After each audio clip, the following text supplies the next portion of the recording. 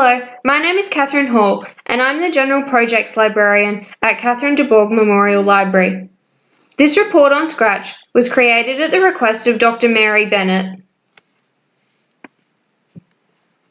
Scratch is a visual programming language. Users create programs using images rather than text. These programs may include animation, art, games, music, stories, and more. Users can also share these programs with other members. Scratch is useful because it's primarily aimed at children aged between 8 and 16. It's designed to be easy to use and accessible for people of all ages with no experience in programming.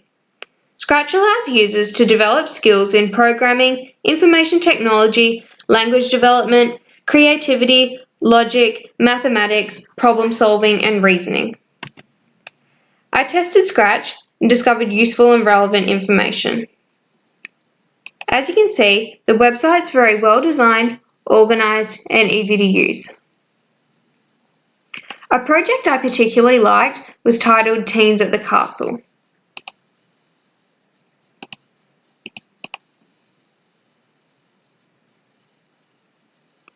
It's similar to a video game.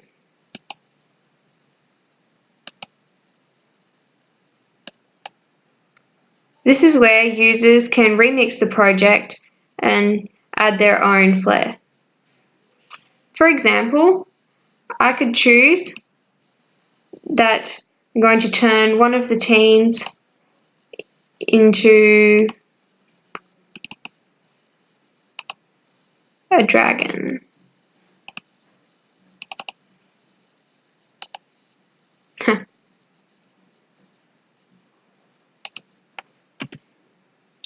Scratch is used in public libraries across the world.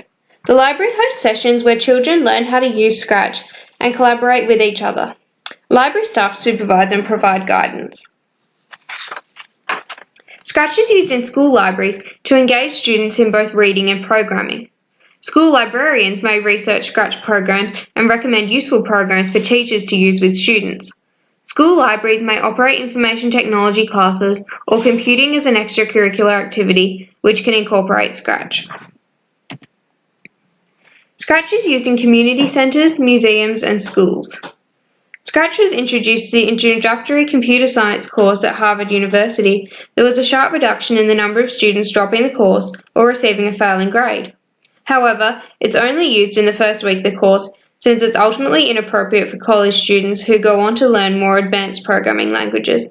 An example of Scratch being used in museums is that in 2012, the Science Museum of Minnesota hosted an all-ages Scratch Day. Catherine de Bourgh Memorial Library should certainly pay attention to Scratch.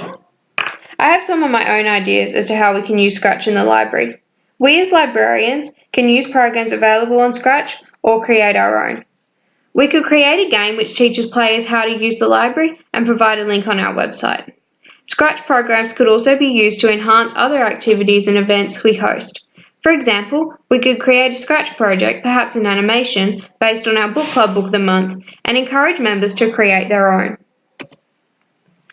One advantage of our library using Scratch is that copyright laws are very important to libraries.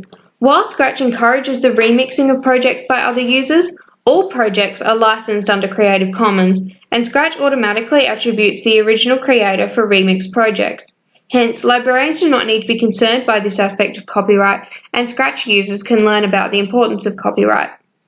In addition, Scratch is designed to teach children about programming and coding. These skills are useful for a variety of careers, especially computer science, design, engineering, and invention. Scratch encourages creativity and collaboration.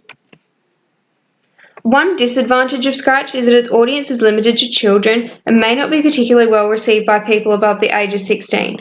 Hence, it's unsuitable for serious computer programming. However, other technology exists for this purpose. Another disadvantage is that, like any social media site which allows communication between users, cyberbullying can occur.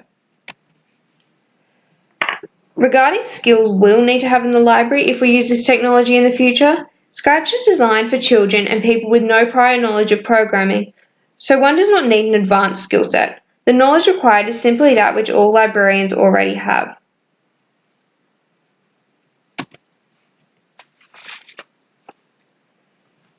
There have been security and reliability issues reported with Scratch before, however they all seem relatively minor and no different to other similar technologies.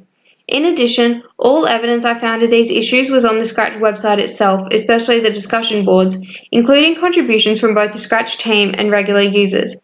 Hence, it's evident that Scratch encourages collaboration and troubleshooting as well as creativity. Also, while some similar websites may make an effort to hide or obscure technological issues from their user base and pretend that everything's working fine, it's clear that Scratch wishes to be open and transparent with their users.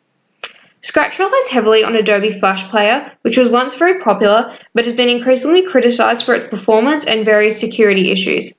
However, Scratch 3.0 will be released in January 2019 and replaces Flash Player with JavaScript. I assessed these security and reliability issues by reading Scratch discussion boards and researching the differences between Adobe Flash Player and JavaScript.